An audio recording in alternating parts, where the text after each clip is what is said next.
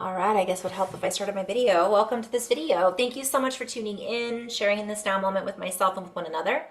If you haven't seen these videos before, welcome back. If you have, my intention is unity and oneness. I want to just go into a little flow with the guides and see kind of what my higher self has to share about the energies that might be relevant for the collective right now. A couple things I wanted to just say before we get started. One of the synchronicities that's been coming in for me is I've been really tired. So I would invite you guys just to drop into your heart, ask yourself, how am I feeling right now? We're really being called to do what we need to do to keep ourselves in alignment and, do what we need to do to feel good, to feel healthy, to feel expansive. I've been using my crystals a lot more. Today I'm using smoky quartz. I love that crystal. I think it's really pretty. It's one of my favorites. And I've just been really called to ground. I do a lot of energy work. I do a lot of intuitive readings.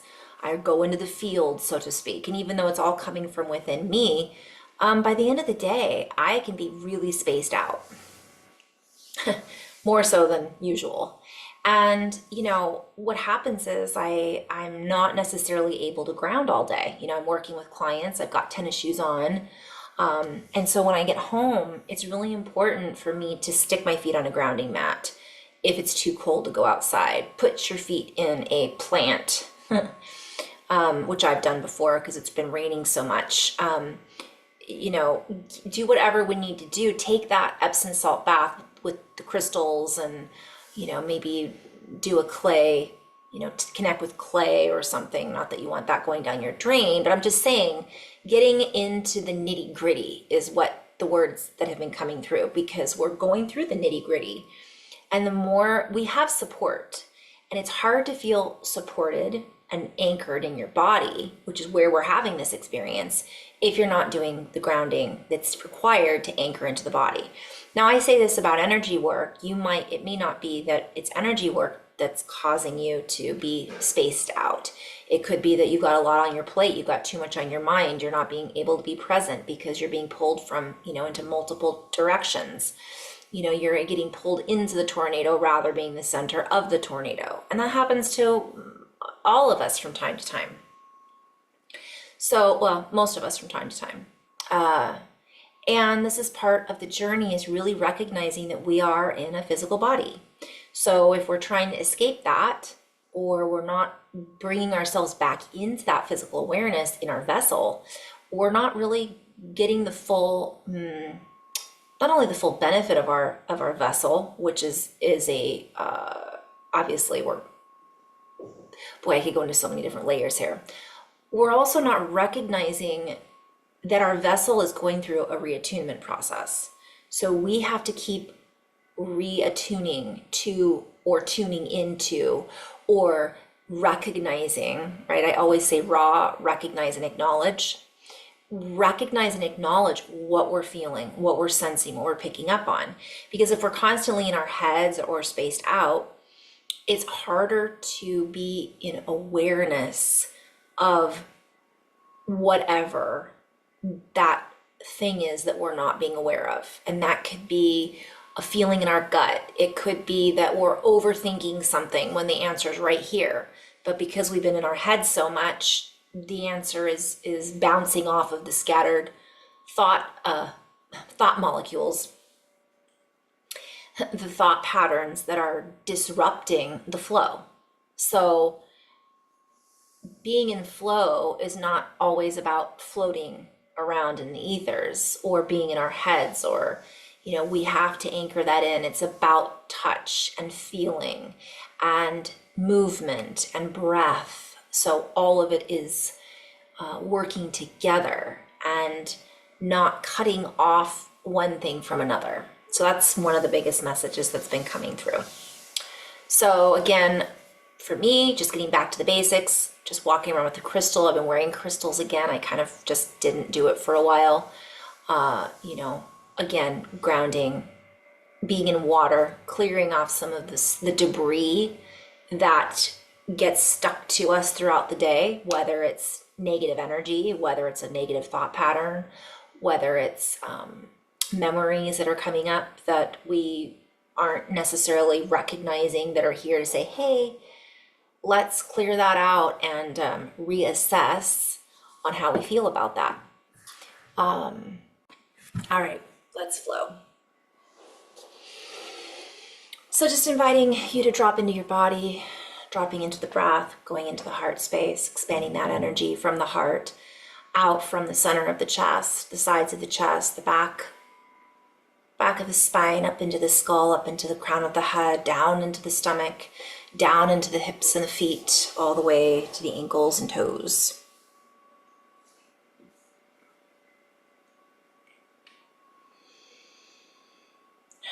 And so many of us are looking to tune in with our higher selves or our guides or our team, as I like to call it. But we cannot do that. We cannot be in attunement. Now I'm seeing why those words were used earlier. If we are not listening to the tune of our own song, if we are tuning into the noise on the radio frequency frequently, and this is pulling us out of our own ability to see clearly our own frequency set, we are being pulled into other sets, if you will, that set us up for, I can feel I want to drop into that really rhymey flow, but a little tired, so I gotta warm up into this. We are being invited to set our own rhythm. And so if we're pulling into other people's sets, it sets us up for a lack of accordance. It sets us up for, in some cases, complete, I'm hearing different words, like I'm hearing the word atrophy, so I'm being called to play with that. Like something about we're certain things that we should be paying attention to because we're always paying attention to the other set. It has to do with, by the way, with music. It has to do with mathematics. It has to do, I'm hearing it has to do with set distribution. So let's play with that a little bit. All right, so I know what atrophy means, but I'm being called to play with this. So it's basically a lack of physical activity or inactivity that happens when we're in our heads a lot. Inadequate nutrition. Okay, now I'm seeing why this is important. So the causes of atrophy are, oh my goodness, this is crazy. It's not crazy, but I'm being called to play with this because what the guides were saying before I went into flow was that we have to pay attention to our bodies, right? Or it's going to lead to atrophy. So it's, I know some people are like, oh, I move. I'm not in atrophy. It's a play on words. So basically it's saying difficulty with movement or function. So that's a play on words. Like we'll have difficulty moving because we're not paying attention to how our own body is functioning. Also nerve damage, injury or disease affecting nerves that supply the tissue, hormonal imbalances. Certain hormonal deficiencies can lead to atrophy. And this is important. I see why the guides are bringing up this word because I never would have looked it up had I have not heard it. And essentially what's happening is as we are going through these integrations, expansion, or upgrades, we'll call it, our body is going through big shifts from my perspective. So granted, women especially go through hormonal changes as they get older, but there's something to this because if we're not, and I'm hearing the word heart math. So heart math, for instance, breathing and activity within the heart, because if we have heightened cortisol going through our bodies, it causes hormonal imbalances. So if we can stabilize our frequency and go into the heart and be in a place of gratitude, it helps to essentially balance out our hormones. And that is going to assist all of our nerves. It's going to assist with our tissue function. And I'm also being shown that atrophy can be caused by certain medical conditions.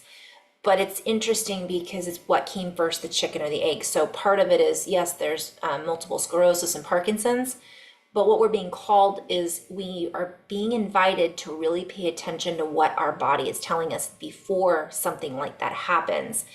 And I know that in some cases, they're not sure what the cause to these diseases are. But I can share that with the research that they're doing with heart math and other brain research, we'll say companies, the heart-brain connection is important in stabilizing the whole system. So it's also that gut-brain connection. So this is why I'm always bringing up parasites and heavy metals. If we have a lot of parasites and heavy metals in our system, or mold is an issue, if our gut is not operating properly, our brain is not going to function properly. And then what you get is atrophy within the cells, not even just in the sense of atrophy with not moving. It's we need to grow and move how our bodies want us to grow and move, not how somebody else's. This is so symbolic right now. Also, the word set distribution came. Oh man, I'm gonna have to see on flow with this one. I went into distribution function, which I've talked about in videos before. I really want to go back and kind of play with this. I don't know if my brain is quite there today, but basically, what I'm being shown is in molecular kinetic theory and physics, systems. So it's that's the thermodynamic behavior of gases. Ooh. So what I'm basically seeing from my perspective, what they're showing me is I'm being led to look at the phase space.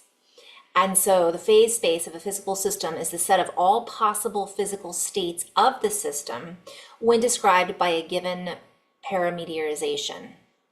Each possible state corresponds uniquely to the point. Well, it's talking about simple harmonic motion. So what they're showing me is, and I'm gonna maybe go into this at a different time, and if I could find that other video, I could try to combine them. But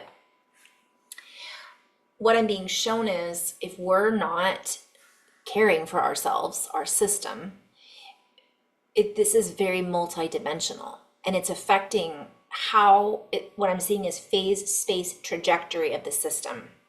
So the system's evolving state over time traces a path, a phase space trajectory for the system through the high dimensional space. It represents the states of set of states compatible with starting from one particular initial condition. So on a physics level, you guys were shifting dramatically, potentially. And this can affect our everything.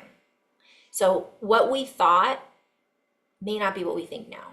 What we used to feel, we may not feel that now. We're going to feel a lot more potentially. So caring for the system is helping us to work through this next level of enhancement is what I'm hearing. Enhancement and advancement. But if we're not giving ourselves our own care, I'm hearing tender, loving care. I'm hearing the harder they fall. So there can be some big things that come up for a lot of us, especially if we've never taken care of ourselves, or especially if we've pushed ourselves too hard. It's not going to work anymore, is what I'm being shown. For the system is in a state, if you will, of overwhelming expansion. And we play with the word overwhelm. For there are many different ways of feeling overwhelmed. We would invite you to see it as a positive when you are overwhelmed with a feeling of love or overwhelmed with a feeling of appreciation. It creates a heightened sense or state, a heightened state of senses. It allows you to feel a much more broad and expansive realm of emotions, we might say. And so we would invite you to recognize that the system is being overwhelmed currently with currents, with energy, with frequency, with light and harmonics that are here to stay. And so the easiest way to transform from one being to another is through grace. And that is a play on words as well, a state of ease, if you will, allowing yourselves to ease into this next period of time with as much compassion and patience as possible, and reverence for the human, if you will, that has been at times overlooked. For each and every one of us is a ooh, I'm just seeing us like this huge burst of light inside of a skin suit. And so what happens is we're feeling this, it's like this, right, for a lot of people. And it's a vibration. And so what happens when we vibrate, it shakes things up, shakes up our senses. And so while this is definitely something to look at on a quantum scale, we would just venture to say for this particular transmission that your form is redefining itself. You are being redefined as a human in this human form. Your body is going through an informative upgrade, and you are informing your body at times what it needs, and your body is informing you what it needs. You are starting to reorganize, reassimilate, one might say, and you are being invited to feel into your own body in a unique and personal way that perhaps at one time you may never have thought was necessary. You may never have thought of, you may never have thought it was important. Yet it is a relationship that you are now co-creating together more so than ever. And so we invite you to continue to do what you need to restore your own sense of peace, joy, bliss. I'm just seeing like, yeah. The energetic components that are being restructured within the template of the human are causing a flurry, if you will, and a rush of chemicals. This flurry or rush of chemicals is enhancing the brain waves in some and causing a spark in others and igniting within the human a deeper sense of an awareness. And this awareness can sometimes be misguided or misinterpreted in some sense of the word. Play on words, in some sense of the word. So we would invite you to let go of the need to hang on to old everything. For as you merge as the new human, as you merge with yourself, as you start to move through this soup of energy that is enhancing the mobility of the human, we would invite you to move and reorganize. Allow the patterns to move through you as you reorganize your thought processes, how you think about things, how you perceive things. And do not be afraid of a new perspective to come into your old center, if you will, for perception. For the brain stem is also, let us say, igniting certain chemical attributes that allow the human to interpret their environment in a different way. This is evolution. So from one perspective, the old interpretation of the environment allowed for survival, and we would invite you to see beyond survival mode and recognize that your energy is much stronger than you have been told. And so we would invite you to stop telling yourselves that you are a limited, your limitations are predisposed, for even the DNA is not as predisposed as one might think. For the way in which you are beginning to assimilate the pattern configurations inside the body template creates a stirring that allows for a spin or a geometric calibration within, or allows for a potential harmonization within the blood of the human, within the molecular template, within the mitochondria. And as all of this shifts and changes, so too does the lineup, if you will, of the architecture of the template of the DNA of the human and the way in which the DNA communicates with itself. And those who are familiar with DNA will understand what we are referring to, and those who are not, it is merely a suggestion to get out of your own way, a suggestion to not limit ourselves and our potential growth and development because of our lock on beliefs, our inability to unlock the old patterns. So we fall back into the habits and patterns of what we have been encased within in the old human for so long.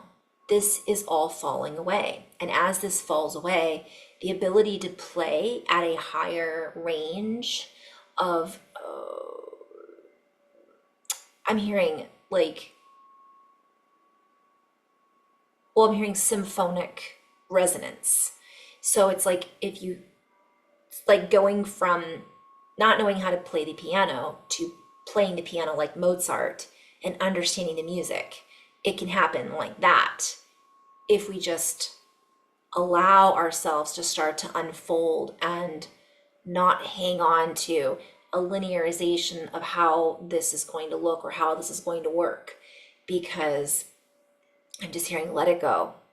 And as you do that, it's almost as if this smart template that is the human just goes, okay, I know what to do, and reorganizes itself accordingly. And then we reap the benefits, we reap the rewards rather than having to control the process so much.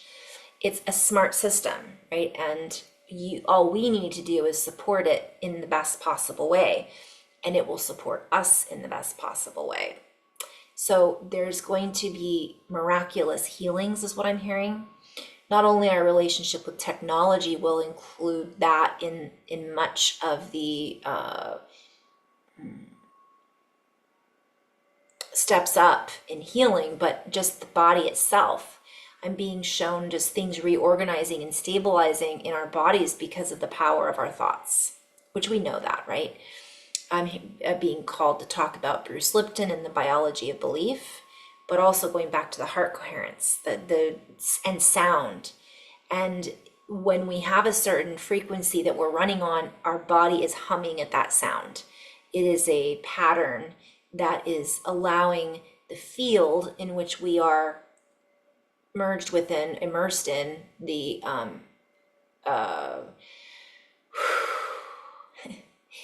the soup, right, of air and oxygen and water and plasma and light and etc., ether.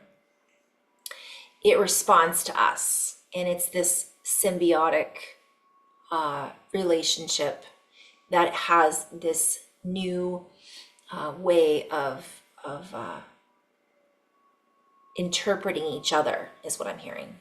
So we will end on this note and say, we invite you to interpret things in a new way, perhaps allowing yourself to interpret with a play and curiosity rather than a determined ferocity about the true beliefs that have been ingrained into the system.